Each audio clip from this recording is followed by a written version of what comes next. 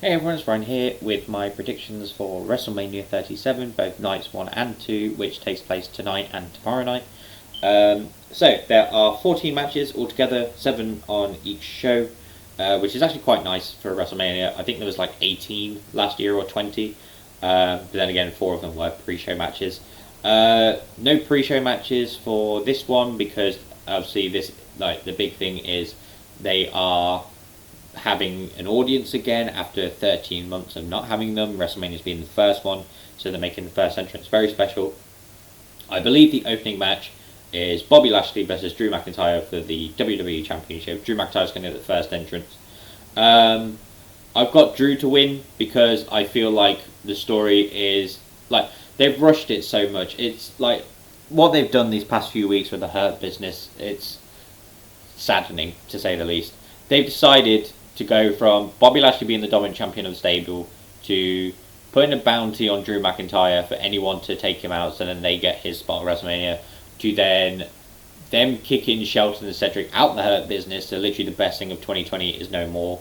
And yeah, now Bobby Lashley has gone from this almighty monster to a coward, I guess, because he just doesn't want to go against Drew McIntyre.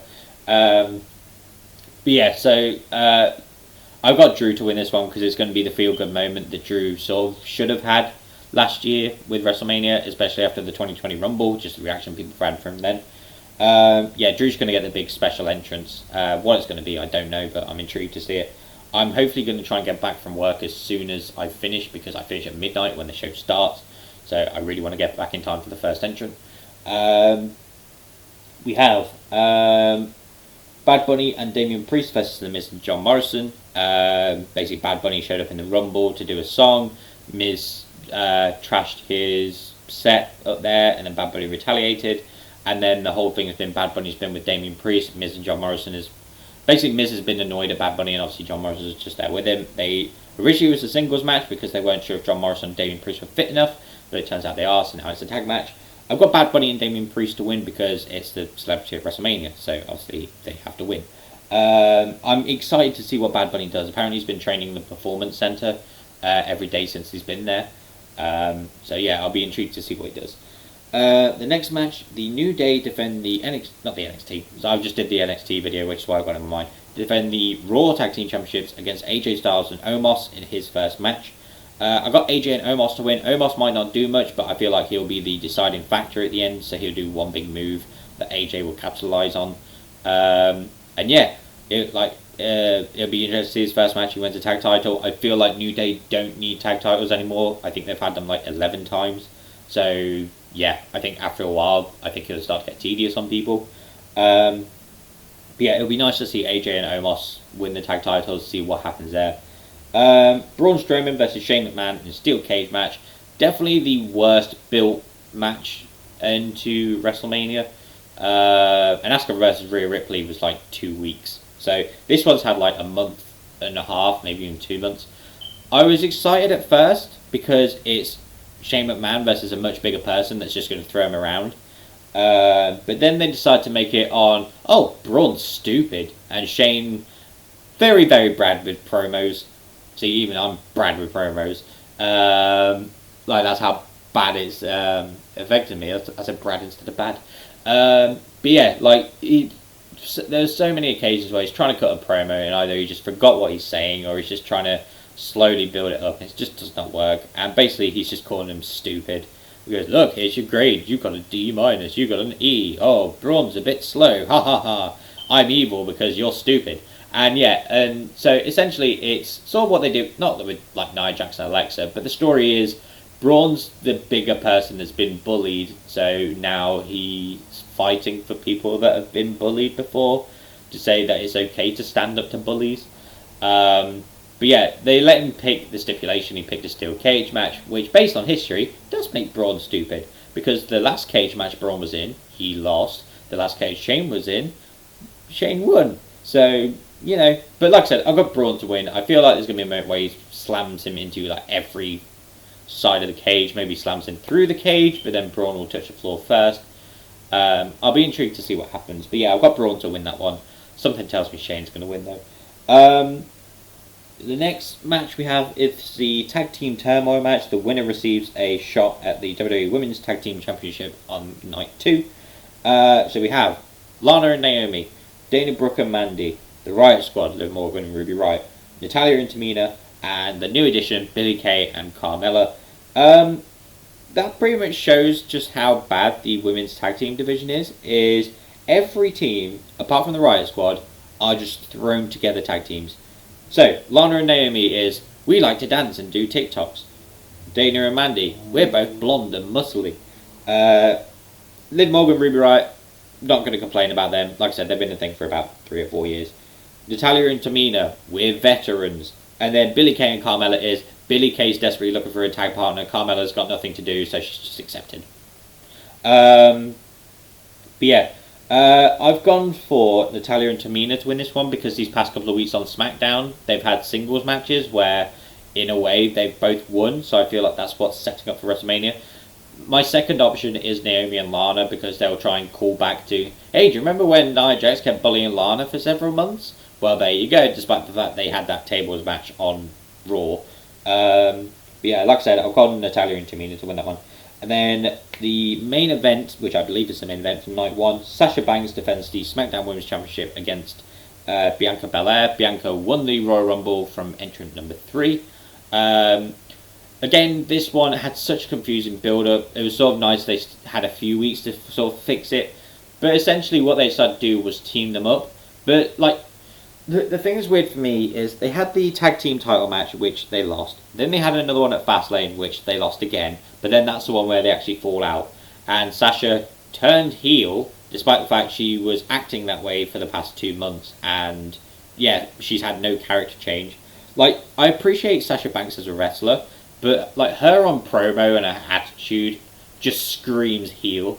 And whenever they try to do it as a face, it just does not work for me. Like, I basically just skip through her promos because it, and then I think, like, I get it's because it's where she's from and stuff, but I just really hate her cadence and, like, her attitude. Like, she's literally like the sassy mean girl in every, like, teen drama high school movie.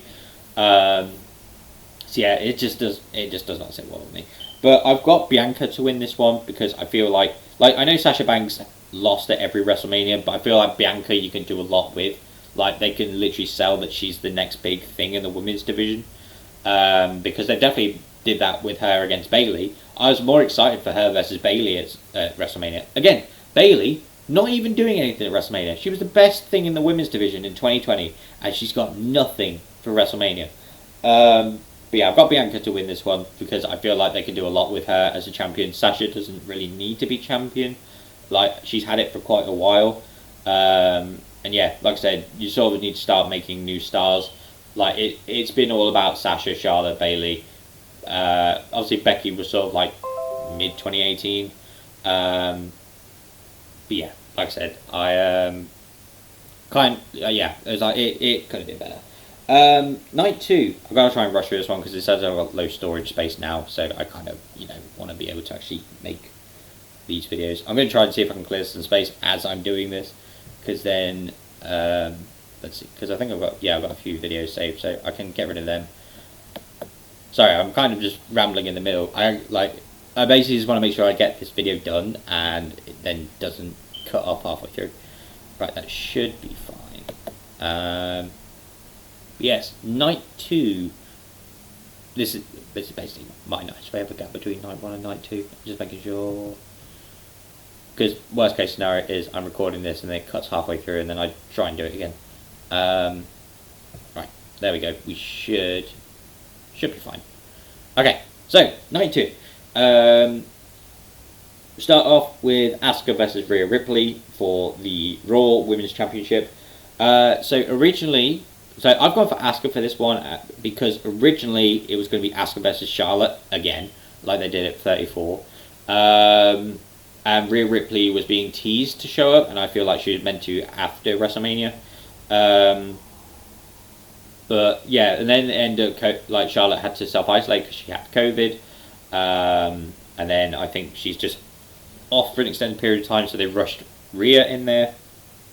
Charlotte's build to WrestleMania has been so weird because she was having a thing with Lacey Evans. Lacey was meant to face Asuka, and then it turns out Lacey's pregnant, so they had to cancel that. So then they go, right, Charlotte then can just declare that she's going to fight Asuka at WrestleMania.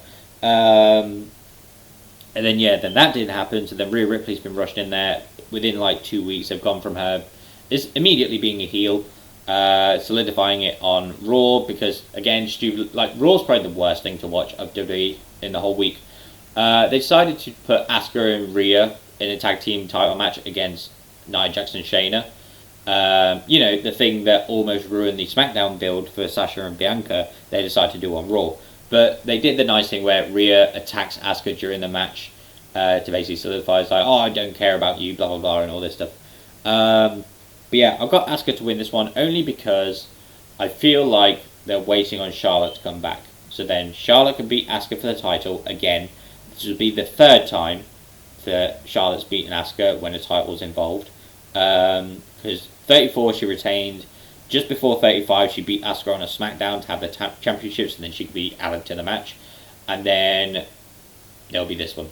Because I feel like they were originally going to have Charlotte win the title, and then Rhea show up on Raw, and then challenge Charlotte. Maybe at SummerSlam and make it that big revenge moment for WrestleMania 36, which, again, Charlotte did not need to be Rhea. It did not help anyone. It worsened Rhea. It worsened everyone on NXT. It did no one no favours, except Charlotte. It feels annoying because it sounds like I'm hating on Charlotte a lot. I don't hate the person Charlotte. I hate the character Charlotte. I have to be a champion all the time. I get that's what, you sort of want. But, again, that's why people hated Cena. That's why people hated Roman.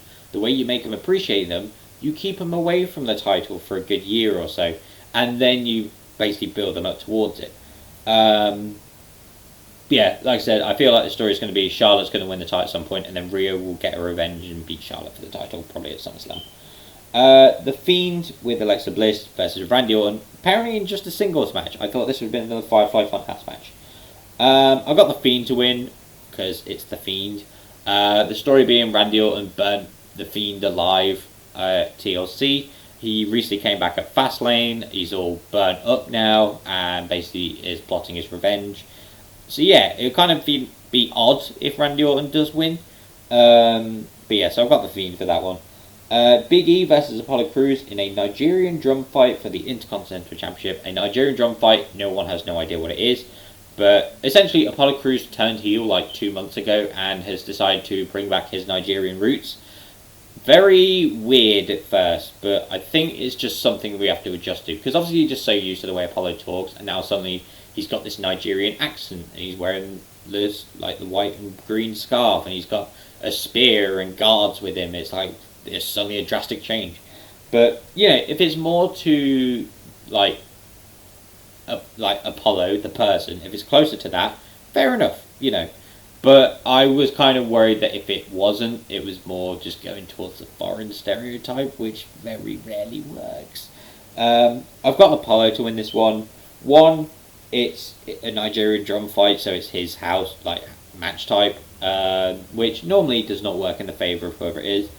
Two, this is his third IC title opportunity against Big E, and if he loses it, where does he go from there? And apparently he's had... I can't remember but I think in Intercontinental title matches he's 0-6. So take that for what you will. Like I said, I've got Apollo to win this one. It'll be a very hard hitting match, but I feel like Apollo will win this one. Kevin Owens versus Sami Zayn with Logan Paul, of all people, in a singles match for WrestleMania.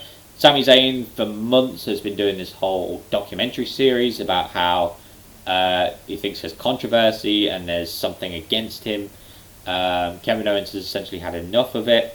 Sami Zayn invited Logan Paul onto SmackDown to watch a documentary, and Logan Paul was sort of a bit you've got some good points. Sort of teasing at the fact that he doesn't believe what Sami's talking about. Sami showed up as a training thing, Jake and Logan Paul were training, and then eventually he leaves and then tries to get back in, and he says, they're not here, and blah, blah, blah. But yeah, like I said, I've got Kevin Owens to win this one. Logan Paul's going to get involved somehow, maybe just punch Sami Zayn in the face. Riddle versus Sheamus for the United States Championship. I've got Riddle to retain. I obviously Riddle has probably been recently the worst thing to come to Raw. Pretty much just the epitome of why Raw is bad is probably Riddle. His matches are good, but his character and everything backstage is cringeworthy. His thing is, hey, don't tell anyone, but I'm stoned. Get it? Because, yeah, it's everything about it is just the worst. But yeah, again, in ring, he's great. I don't know why they don't just focus on that. But essentially, Sheamus is annoyed that someone like Riddle is the United States champion, so he wants to take it off him. This is going to be a very hard-hitting match. If anything, Sheamus versus Drew between Rumble and Mania has showed us is Sheamus can go in a really brutal match and make it look really good. I think Riddle can definitely do the same. I've got Sheamus to win. No, I don't. I've got Riddle to win. I feel like this is going to be basically unleashing this inner wrath of Riddle. Basically bring out the fighter in him. Yeah, I think it's going to be a really good match. Nia Jax and Shayna Baszler with Reginald defend the Tag Team Championship against the winner of the Tag Team Turmoil for Night 1, and because I picked Natalya and Tamina, I've got them to retain. I know the feel-good story would be that they lose the titles, but I feel like if it's not Lana and Naomi, then they're going to retain. I feel like the only team that will beat them is Lana and Naomi, because they'll do the callback to the Lana and Nia Jax stuff. And then the main event, Roman Reigns versus Edge versus Daniel Bryan in a triple threat match for the Universal Championship. So, Roman Reigns in 2020 has been possibly the best thing. His run that he's doing now is the best run he's ever had. His promos, like the way he just softly speaks and just everything just sounds so good. His rivalry with Jey Uso, now Jey Uso being part of the tribe. Edge comes back after several months, wins the Rumble from number 1. At Elimination Chamber, he chooses Roman Reigns. Meanwhile, Daniel Bryan won the Elimination Chamber match to face Roman Reigns on the same night, which immediately happened. Then he gets a match at Fastlane, essentially by calling Roman a coward for the way that he defended his title. Basically convinced that he can make Roman tap out. Edge wins a match against Jey Uso to be the special enforcer. They then have the match at Fastlane. The ref gets knocked out at one point. At one point, Daniel Bryan puts a crossface, or the S-lock, on Roman. Roman does tap out, but because the ref's down, he doesn't see it. Edge then comes in and smacks Daniel Bryan and Roman Reigns with a chair, and then Roman pins Daniel Bryan for the win. Essentially, Edge turned heel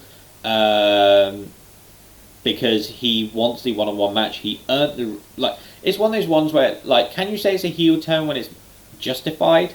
Basically, the reason he did it is because he wants his one-on-one match with Roman, and he doesn't want anyone getting in the way, and Daniel Bryan is trying to get in the way, and, again, Edge says he won the Rumble from number 1, and Daniel Bryan was part of that Rumble, and he did not win. So he had his chance, and he's had 2 title matches, and he's lost both of them. I get with the second one, it's it was because of Edge. But yeah, again, it's it's very just, I know that winning the Rumble doesn't guarantee a one-on-one match, but traditionally, it normally is. And then Daniel Bryan literally bullies his way into the triple threat match, which has got people very divided on it. Some people are thinking, yeah, this would be great because it's like WrestleMania 30, and everyone's and a lot of other people are like, no, because we wanted one-on-one, Edge and Roman Reigns. And yeah, Daniel Bryan again is just throwing himself in there. There's been several memes of just everything, just having Daniel Bryan go, no, make it a triple threat. So Shawn versus Taker WrestleMania 25 is now a triple threat with Daniel Bryan. Despite the fact he wouldn't have been in the company at that point. Well, he would have been in probably FCW, but you know what I mean. But yeah, I'm sort of on the side of why couldn't it have been one-on-one, but then again, it's I could see where they're going with the story, so I've got Roman to retain with this one, because I feel like Roman will beat Bryan, Edge will then go and blame Daniel Bryan for ruining his chance, they'll have a feud, and then Roman and Edge can have their one-on-one title match at SummerSlam. Conveniently, it's 10 years to the day, since Edge gave up the World Heavyweight title when he had to retire, is night 1, or night 2 even, of WrestleMania. So it would have been nice for him to win, but I think the fact that Edge brought it up himself means it's not going to happen. But yeah, those are my predictions for WrestleMania's night 1 and 2. So I've gone for Drew McIntyre, Bad Bunny and Damian Priest, AJ Styles and Omos, Braun Strowman, Cesaro. I might have accidentally skipped that one. Night 1, Cesaro versus Seth Rollins. It'll be Cesaro's first singles match. I managed to somehow miss that. I think just because on the picture I've got, it's the tiniest line. The whole story is Cesaro's been in WWE for 10 years. He's had 8 WrestleManias. None of them have been singles matches. This is his first one. Seth Rollins wanted to take Cesaro under his wing, and make him like the potential main event superstar that he can be. Cesaro rejected, and now Seth's annoyed at Cesaro for it, so wants this match to basically just prove that he's not worth it. I've got Cesaro to win because it's going to be his first singles match. Seth can take a loss, and you can definitely build Cesaro up from that. So, I'm going to go over it again. Drew McIntyre, Bad Bunny and Damian Priest, AJ Styles and Omos, Braun Strowman, Cesaro, Natalya and Tamina, and Bianca Belair is for night 1. For night 2, Asuka, The Fiend, Apollo Crews, Kevin Owens, Riddle, Nia Jackson Shayna, Roman Reigns. Those are my predictions for WrestleMania 37. Thank you very much for watching this video, and I shall hopefully see you in the next one, which will most likely be my reactions to WrestleMania 37.